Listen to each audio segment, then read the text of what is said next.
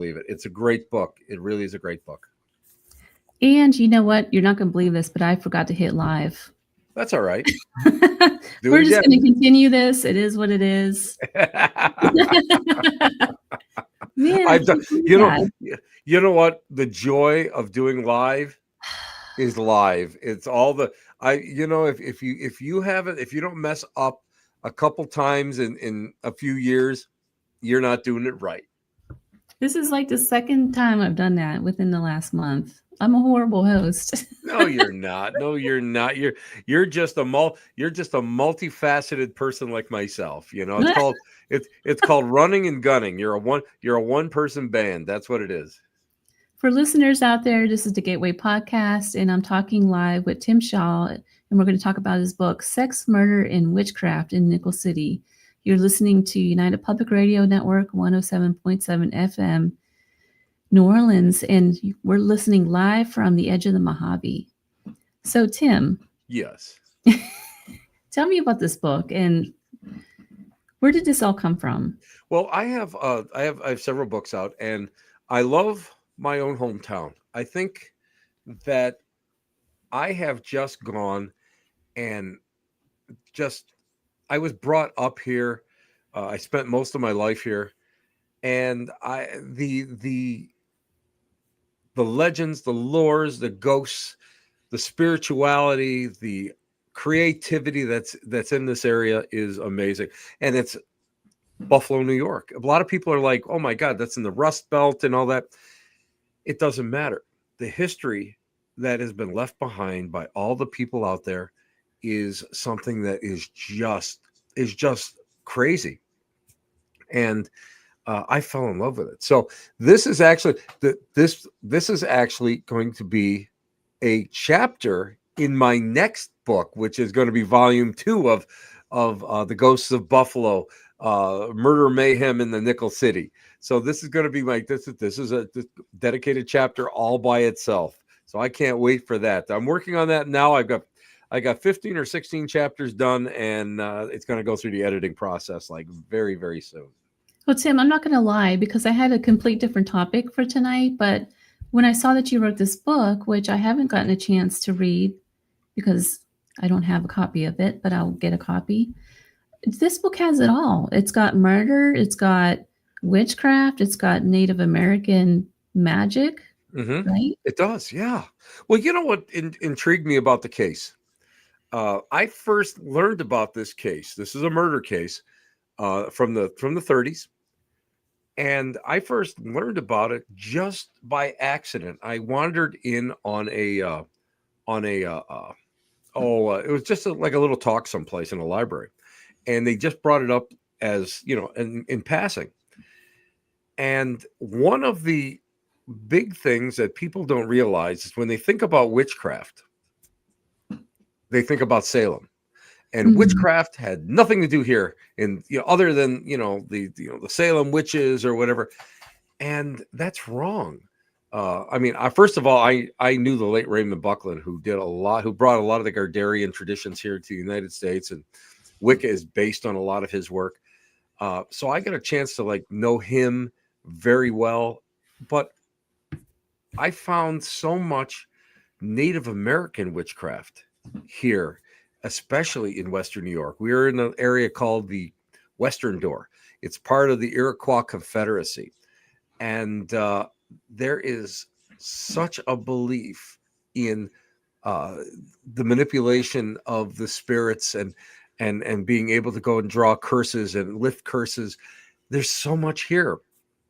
I found not too far away from me, maybe a 10-minute drive, I found a cemetery that was basically placed, and it's a German Ebenezer cemetery, basically placed upon the location of a cabin of a Seneca witch, where she was supposedly gone and taken care of somebody, and they died. And the women who were the big force in the Iroquois nation, the clan mothers, they said that she bewitched him and killed him. And to make a long story short, they executed her and buried her in the floor of the floor of her cabin. When the Ebenezer Society took over the area, they went and put their first colonists in all these little areas that had like buildings, like mills, and there were some buildings around there were some Seneca farms and everything here, and they put them there after the reservation was sold.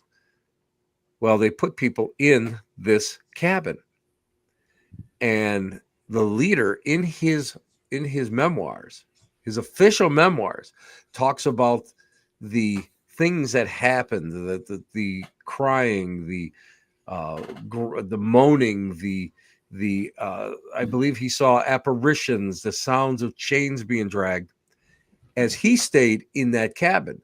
And they abandoned the cabin and eventually was burned. And they established their cemetery, except there's an area in sort of the back where the cabin was, and nobody's buried there in that area. So there is such a huge amount of belief in witchcraft here in this area. And, I was kind of going through this, and I'm looking at it, and I'm going, why does this affect so much other stuff out there? Why, there's so much of it that goes on, and it's hidden because, we're talking about the post-European occupation, all this, where a lot of the Eastern tribes lost their identities after the Revolutionary War, and that era of poverty that they had, and the reservation times. So a lot of that has gone. But one day, I stumbled upon again this a part of this lecture, and it had everything. It had Native American witchcraft. It had a Ouija board. It had adultery. It had salacious news. It was called the crime of the century, and it all rolled together. And I just thought it was one of the most fascinating stories that I've ever came across. Can you kind of piece together a little bit of the story? Story is great. Henri Marchand. I'm sorry. Maurice Marchand was a hockey player, and I'm an old hockey guy. So, but Henri Marchand was a famous sculptor, and he was from France. And him and his wife were hired by the Buffalo Young Men's Association to create dioramas, these small dioramas, for a museum that was being built here in Buffalo, New York, the Museum of Science. So in order to do that, he uprooted his family and he came to Buffalo. So his older sons, he had three sons and a daughter. Two of the older sons worked with him on these miniatures, these dioramas. And what their job was, they had to create the fauna of the area of Western New York. So they created these beautiful clay and ceramic flowers and different types of leaves and vines that they're still on display today.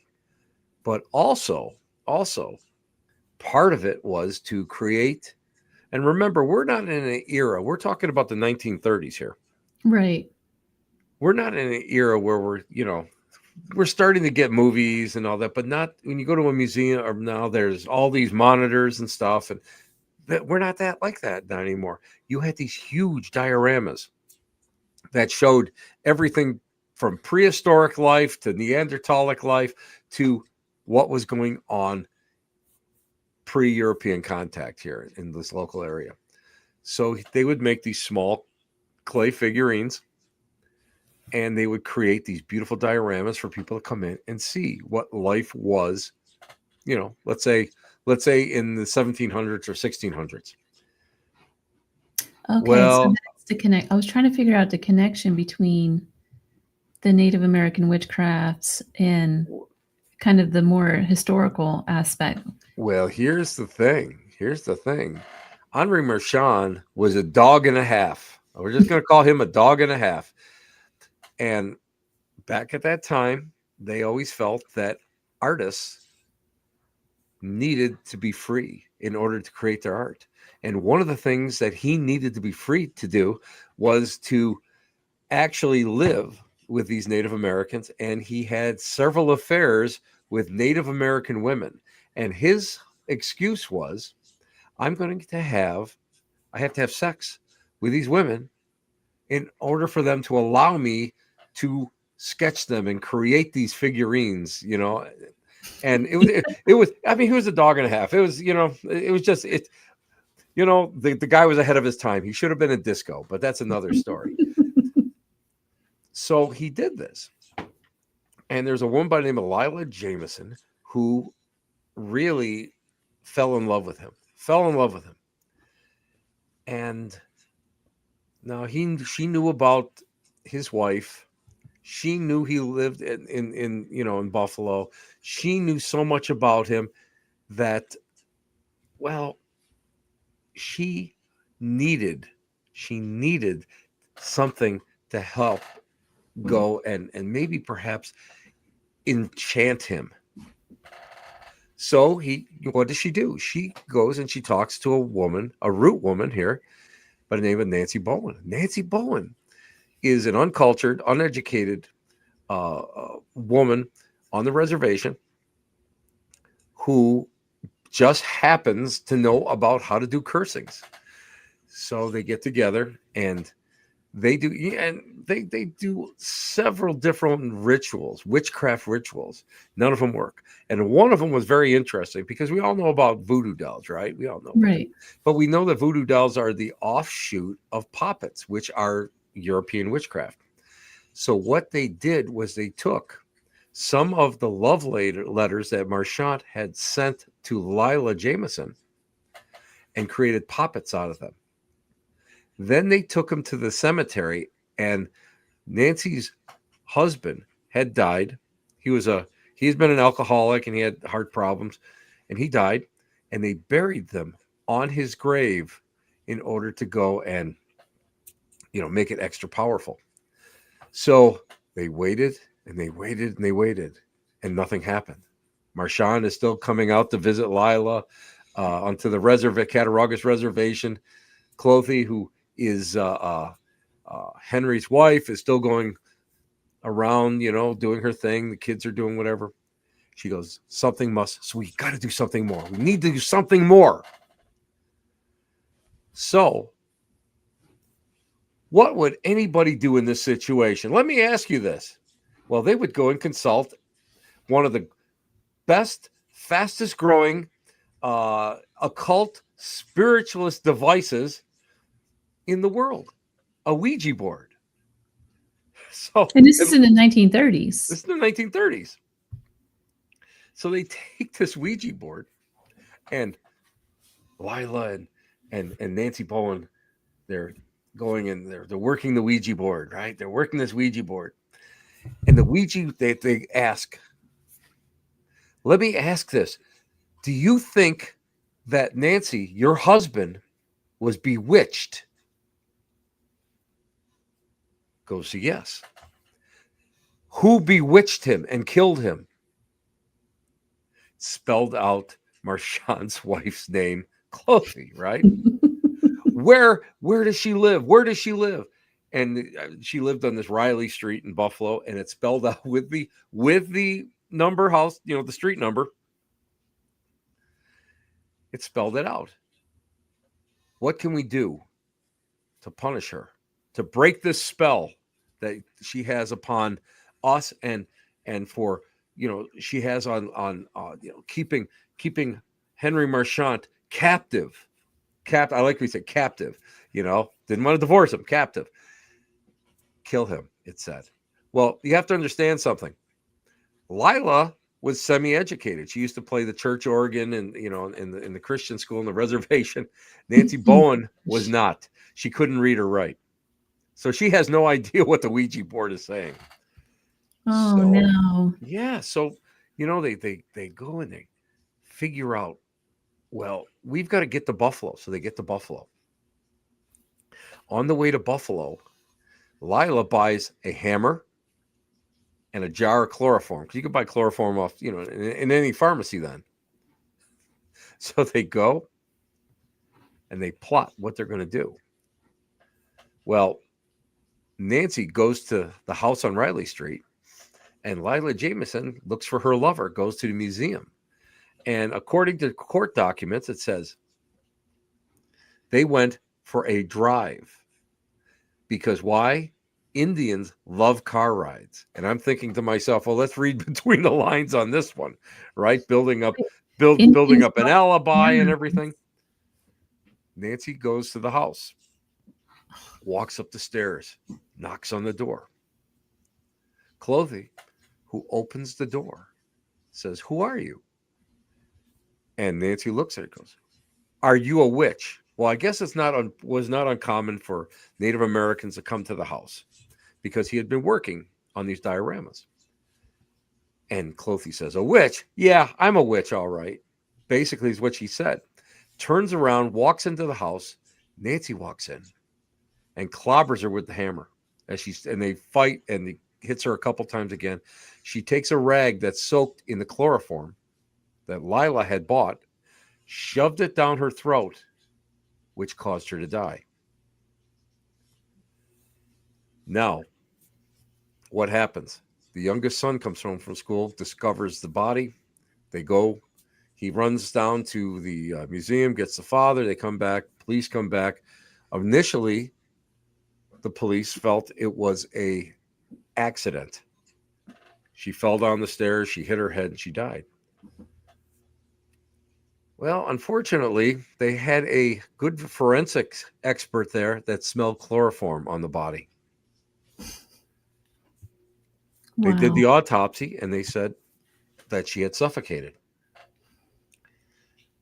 Immediately, they questioned the husband. What's the first thing the police tell you? Always question the spouse first. Question the husband. What does the husband do? Throws Lila under the bus immediately. Admits to the affair, throws Lila under the, well, not really he said that she had an infatuation with me. Throws her under the bus. They go get her. They put her in jail. She turns on Nancy Bowen, who killed her, throws her under the bus. She gets arrested. Now, this is a sensation because you have to understand, Marchand was a student of Rodin. This is huge. He was a sculptor extraordinaire. So newspapermen from around the country converge on Buffalo, New York, because this was yet another crime of the century. Of course, I mean, we did have several. You had Fatty Arbuckle and that famous party and where the woman died apparently after nefarious things going on. We had Warren G. Harding, who died, they say, within the arms of his mistress, or perhaps his wife went and murdered him, and because they didn't have an autopsy and they embalmed him pretty quick and put him in the box. So we had several crimes of the century going on, and Buffalo was a big place. You had the Erie Canal, you got all this stuff going on at the time. And so what happens? They go and first of all, you got to remember the time period. Native Americans were downtrodden and they did not get a fair shake no matter where they went. So they actually hired Clarence Darrow to come in to advise on the case, which he did. He didn't persecute or didn't prosecute or didn't defend, but he did go and advise on it. And they went and they started working on it. Well, it ended up that, make a super long, boring court case short, they found Lila innocent. They found her innocent. But the one thing I did forget to say is a material witness was Henri Marchand. So they threw him in jail because they knew he wanted to flee. He wanted to go. He wanted to get away because they were afraid. He was afraid that he was going to be up for either manslaughter. Well, they find her innocent. Why? Because they found the love letters between Marchand and Lila. Oh. These love letters. And he talked about how he wanted to leave his wife. There's some way that if I could only leave my wife, if my wife wasn't alive, my wife wasn't around. So they felt that she was a woman wronged and she was acquitted. But poor Nancy Bowen, well, no, she wasn't acquitted quite yet. Poor Nancy Bowen she cops to manslaughter. So the day comes that they're going to go, and again, they were going to acquit. They were going to acquit Lila Jameson. Lila Jameson collapses in court. She had tuberculosis. She ends up in the hospital. The judge calls a mistrial. Now they're going to go and call it. They're going to go and they're going to try it again. Second time comes around. Definitely comes back. Mistrial. Or, Lila's innocent. Nancy Bowen is going to get 1 to 10 years in jail for the murder. Well, the judge luckily said this was, he felt that Marchand, he had released, had more to do with it. He felt that Lila was more complicit with it, but they didn't have enough grounds to convict her. So they commuted Nancy Bowen's sentence. Nancy Bowen disappears back onto the reservation, is never heard from again. Lila marries, and they make it a big point to say, white guy in Perrysburg, New York, lives until 1972 with tuberculosis. And Henri Marchand. Well, Henri has that wandering eye. He leaves Buffalo. His 2 sons are still here. They're working on the dioramas. He leaves Buffalo, goes to Troy, New York, where he goes and marries his 16-year-old stepdaughter, or I should say foster daughter, Ward. Let's just call her a Ward, and marries her. And they stay together for the rest of their life. But the sad part about it, the very, very sad part about it, and you know how I work. I do a lot of work in abandoned cemeteries, and I reclaim. Right. We do a lot of reclamation of tombstones and that sort of thing. The sad thing is even though the 2 sons still lived here in Buffalo, they never marked the grave of their mother. So Clothia Marchand, to this day, lies in an unmarked grave in Forest Lawn in Buffalo, New York. So that's the story of it. That's such a fascinating story. Now, in your opinion, just from your medium, was there any aspect of this murder that do you feel that had like a spiritual or energetic forces influencing the events? I feel that a lot of it came Native American wise. I believe that a lot of it was the fact that this love affair created the curse because of the intrinsic desire, the inspiration, that pointed, focused energy that caused the wheels to go into motion. And I think that had a lot to do with it. But again, a lot of it has to do with the whole belief in witchcraft and what it can and can't do. And the ritual itself, when we break apart a ritual, we look at a ritual, and if you break that down, that's a focused, or I should say, that's a like a stylized prayer. And when you break down a stylized prayer, you're looking at a focused intent, a highly focused intent. So I believe a lot of it, and I believe it was almost like, I won't say, see, the newspapers always go and say that Nancy Bowen was duped into it. I don't think it was so much being duped.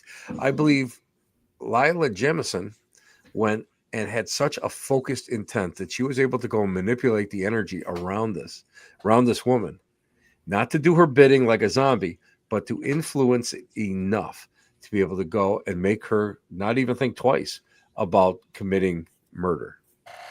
That's interesting. Yeah, a lot of people don't realize when you do any kind of spell work within like Wicca or anything, what you're doing is actually funneling your energy into a certain focal point. Exactly. Now, the Ouija board, unfortunately, and we all know that there's 2 ways of working with a Ouija board. It's either A, you're moving it yourself, the planchette yourself, or B, it becomes part of the ideomotor reflex, which is a series of micro movements. In this case, I believe it was more of an intentional thing that she did. But Mm. so many cases like this that I've gone in, like the Ouija board told me to do this. The Ouija board told me to take all my money out and put it in some stocks. It is, where does this come from? Is it the higher self? Is it coming from? Is it coming from a spiritual angle? Is it coming? Are you the accidental antenna that is going and bringing this flow of energy through your hands, creating your brain, creating these micro movements in order to move the planchette itself? So unfortunately, again, in this case, I believe it was manipulation. But when we look at like that, those teenage boys in Texas, probably a decade ago, where the Ouija board said, "Kill their friend," and they went and they attacked him. And this boy almost died from being stabbed and strangled. Where does this come from? I don't believe it was one boy was manipulating it, because I don't believe that. It could be. I mean, I don't know the whole case, but I believe somehow, some way, it was some kind of negative energy that manipulated, that ideomotor response, and it spelled out, "Kill this kid." That's an interesting thing too, because a lot of people like to believe that it is just I forget the term you used for the small Ideomotor. Yeah, the ideomotor, but you yourself just had a seance with a large, heavy table, right? Yeah. And Yes. Yeah. Yeah. In Palmyra, New York, at the Palmyra Historical Society. Was at the Phelps General Store. And the Phelps General Store was a 3-story building. It's right on the Erie Canal. And in the 1930s, when they closed the store up, they closed it. They have eggs in this store from the 1930s still. It's amazing. wow. And 80% or 90% of everything in this building is original to the building. They just closed it down. And a woman by the name of Sybil Phelps was the last of the Phelps family that lived there. She was a spiritualist. She was a reader. And she lived in there for many, many years. And they preserved this historically in as pure form as they possibly can. So I did a fundraiser up there. I did a gallery work for them. But for the VIP, we went into the VIP tickets. We went into the Phelps General Store, second floor, and we were in the dining room. And we had, I think, 12, 13 people around the table. And I'm going to be honest with you. Anybody that knows seance knows that there's two types of seances. There's open seance, where you have different people just hanging out, that's what it is. Or you have a closed seance where the same people meet on a regular basis in order to synchronize your energy. Well, this night, I got to say that it was kind of a weird night. You could kind of feel it, the atmosphere. Whenever the barometric pressure kind of like fluctuates a little bit, it feels as if that something may happen physically. And we're there. And of course, if with me, I'm like prepared that nothing's going to happen. I've got Ouija boards, I got pendulums, I got toys, I got all my paranormal toys, I got all this stuff just to be on the safe side, because these are VIP people, and I'm trying to go and we're trying to raise money for a good cause. And so we put our hands on the table, and you could feel like vibrations coming right up through the table. And I kind of looked around, and I could see like people like looking at each other, right? Now it's got a tablecloth on it. Most times when you do table tipping, you don't have a tablecloth on it. Because what happens is inevitably that the cloth will move under your hands. And they believe that we have chakra points in all our fingers and our palm, and that creates an ectoplasmic bond with the table, and that's what helps move the table. So it's got a tablecloth on it. And we're sitting there, and there's like this vibration coming up, and I do a stylized Victorian, but it's the way I was taught. So it's not like 100% Victorian seance, but it's the way I was taught, and it has a very heavily Victorian, format. So I'm doing my thing, and everybody introduces themselves. We're here for one reason. We're here for physical phenomena, blah blah blah. We got our hands on the table, and you could feel it. You could feel it coming up. And you usually have someone who runs it, and then you have somebody at the opposite end who's what they consider a battery. And everybody's focal point. You put your energy into that person. That person, it comes through his hands and goes into the table. Well, all of a sudden, the table starts to vibrate, and I'm going, this is interesting, right? And first thing I do, I'm checking, because we're not doing it in total darkness. It's dim light. So the table's moving a little bit, and I'm looking to make sure that somebody's thumb isn't stuck underneath the table, or somebody, I'm looking to make sure that people aren't like pressing on it. And no, everybody's just like nice and easy. All of a sudden, the table goes one way, 2, 3, 4, and then goes back to center. And I'm talking, it's like a foot on each side. I was like, oh my God. I mean, they have what I said. I won't say on your show, but I was like, and they caught it on their CCTV. And at that point, it was like, I just went and said, well, that's it. Nothing else is going to happen tonight, because this took all the energy. And the funny part is the guy that was the battery, acting as a battery, all of a sudden we're hearing a buzzer. Mm-hmm. The battery in one of his hearing aids drained dead. Wow. So I mean, it was amazing. But to me, a lot of times, even the table tipping could be idiomotor reflex, or idiomotor response, because again, it builds up. They say that the ectoplasm builds up and it starts to move, and you have to really kind of watch that. But again, this table had a tablecloth on it, so there's just no way that it could be manipulated. It was a great experience. And again, I love doing that because, first of all, I love communities and I like being able to raise money for people. But I just thought, wow. And the best part about it, you ready for this? Yes. It was Sybil's birthday that night. Was it? We were celebrating her 130th birthday. And this is Sybil, the medium? Sybil, the medium, who used to live in the house.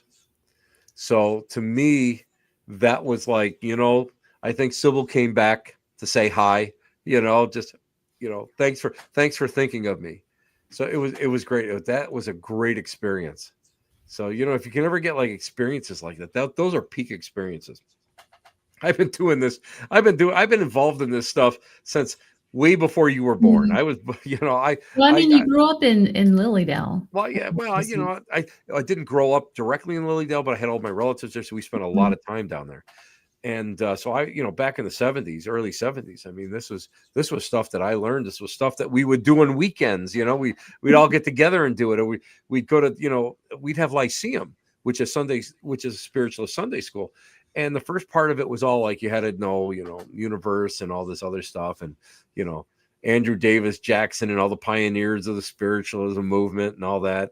And afterwards, after your little break, you went and you did children's seances and you practiced healing, and you understood about, working with mediumship and how to harness energy. And then we're little kids, just trying to do that. And they were trying to go and educate us to be of service.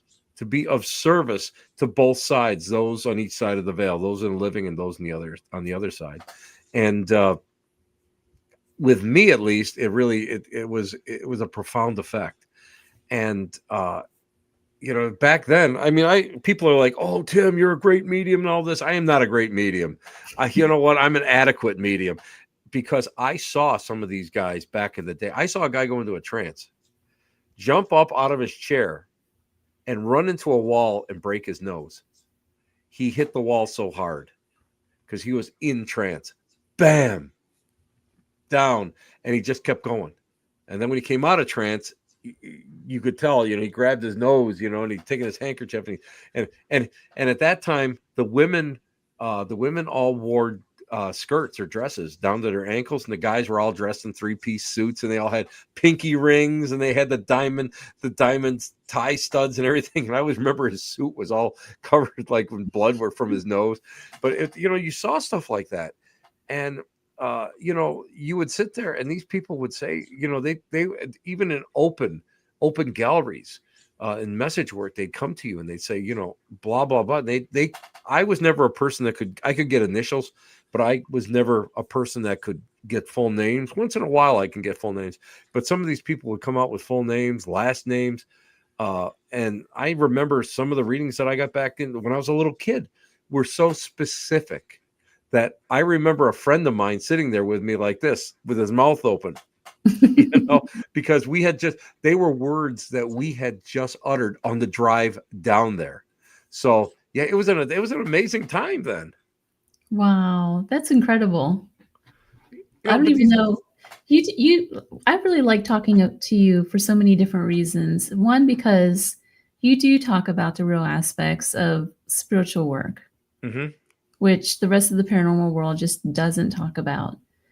I agree. You gotta have a goal. You gotta have a goal with this. And again, in the show that we just did, I had told you, I had a guy tell me once, what you're learning here, when I was a kid in Lily Dale, what you're learning here is to be an addition to your life, not to be your life, which means get a job, be out there with real people. Don't isolate yourself in a cult-like community, which can happen. I mean, you really, because a lot of people will go. I took classes at the Omega Institute up at Rhinebeck, New York. Magical. It took me 2 weeks to come down from a 3-day class, a 3-day experience. And what happens is a lot of people go to these places and the energy is just amazing and you get intoxicated. And the problem is that all of a sudden you start to lose that grip on true reality. And then when you come back, when you're forced to come back into reality, you're like, oh, this is terrible. I'm not gonna make it. And what this gentleman was telling me, and it's so funny because I think to myself, I'm 68 now, and this guy was probably younger then than I am now, and he told me this great thing. But really, keep grounded, stay in reality, do what you can, but be of service. Be of service. Let this spirituality be a good, important part of your life. Let it guide you. Life is tough. Everybody steps in that horse poop, baby. You know what I mean? You're wandering through, you step in it no matter what. I just had to put a new deck on my house. I just had to get a new car and my furnace all went. So it's like, you get all this at once, but you keep it in here. This spirituality makes you understand that this is all superficial, that this is what's important. And what else is important? It's important to be of service to people and to help. And, and we talk about that. And a lot of people, when I say this, they all think, oh, right away, you do cleansings and you do this and you've worked with exorcists and you've done, you worked with demonologists on cases and stuff. Well, that's the spiritual side. What about the human side here? You have to take the time to do it. You have to, and that's why, and again, we always talk about volunteerism and we, all the crazy stuff that I do. So, it's so, it becomes all encompassing, but it makes you I think it makes you a better human being. It puts all your experiences, positive and negative, puts it into that bubble and makes you gestalt it, makes you look at it and makes you say, yeah, it's all part of being human and I can take this. It's tough. Don't let anybody tell you it ain't an easy thing, kid, but that. But it's like it makes you appreciate.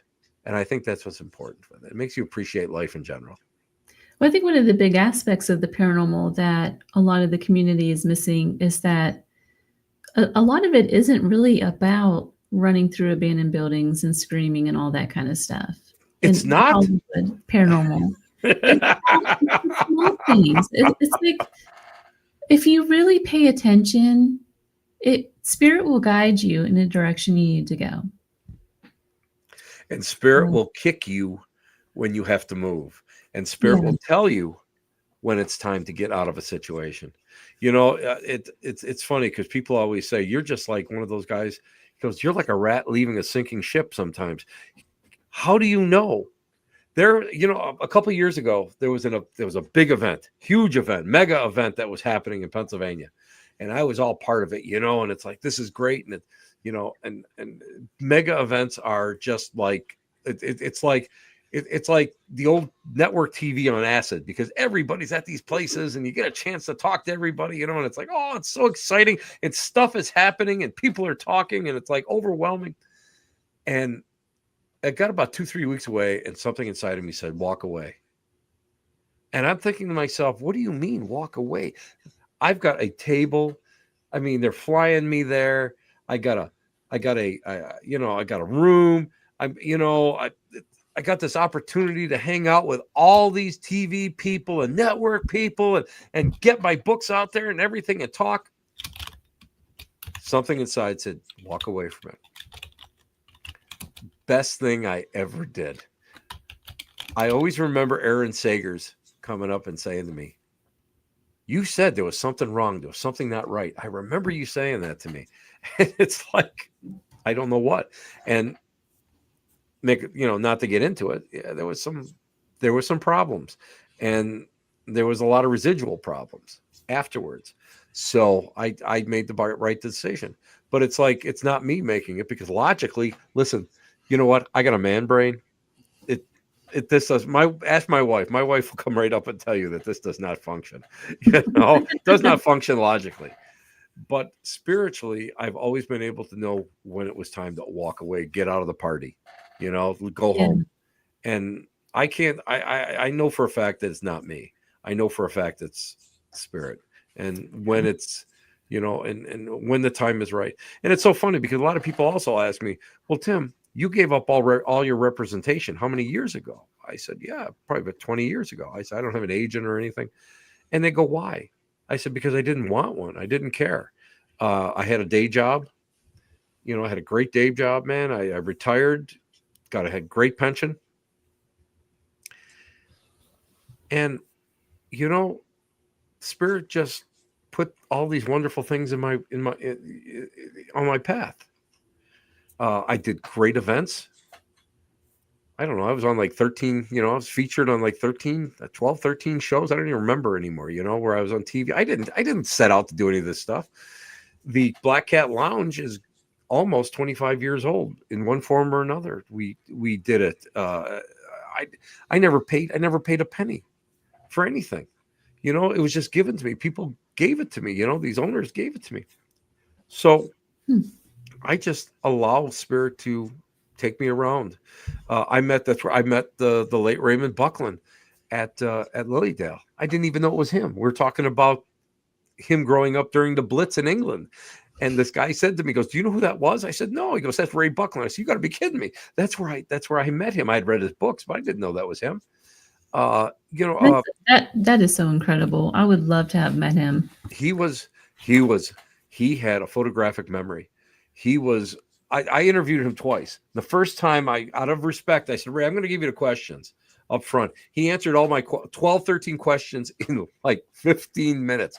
And I was like, oh, so you just had to roll with it. But he was a Renaissance man. He just was not like 100% into the craft. He was, as part of his belief system.